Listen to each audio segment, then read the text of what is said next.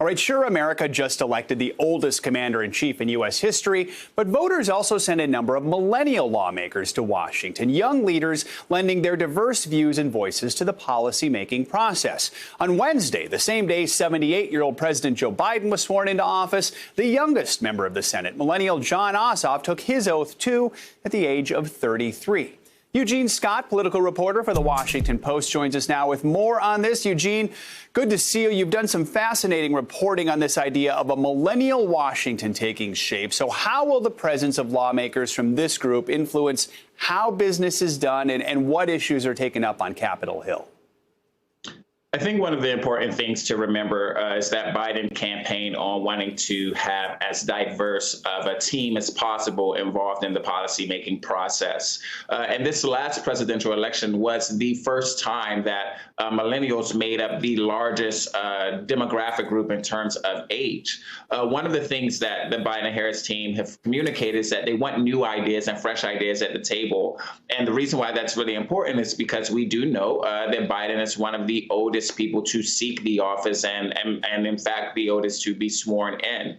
And so that experience also comes with some setbacks, and that is innovation and perhaps perspectives that perhaps have not been entertained. And so with people like Pete Buttigieg and now in the cabinet, and 20-somethings now in Congress, and people on the staffs of Kamala Harris who, just got out of college less than a decade ago, this administration is hoping that some of these solutions that are affecting young people, including Gen Zs, will be able to will be able to be solved because of who's involved in the process. Eugene, for years we've sort of talked about, well, young people, they're interested, but they don't actually turn up to the polls. But was something different in 2020? What does what happened in 2020 tell us about the electorate and their power at the polls now?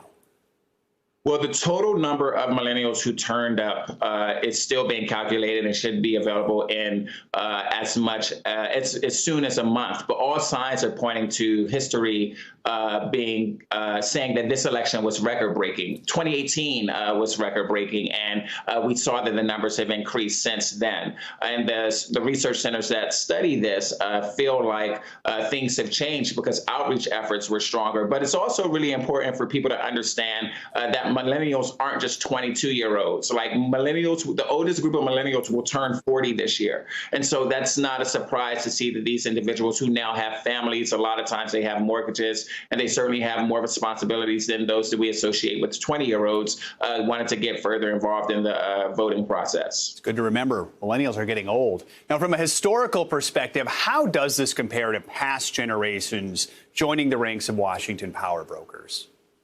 Well, past generations have been present here, obviously, but still have been at the table, or should I say, given the opportunity to share their voices at a slower rate. And part of that is just the reality of the social media climate that we're currently in. I think younger people are able to be more vocal and involved in culture shaping and politics in ways that even Gen Xers were not, in part because social media did not exist at that time when they were still being shaped, and therefore weren't able to directly at some of the key players in our society. But I will say Gen Xers are counting a win for themselves because the vice president is a member of their group. Eugene, interesting story. Thank you so much for joining us this morning.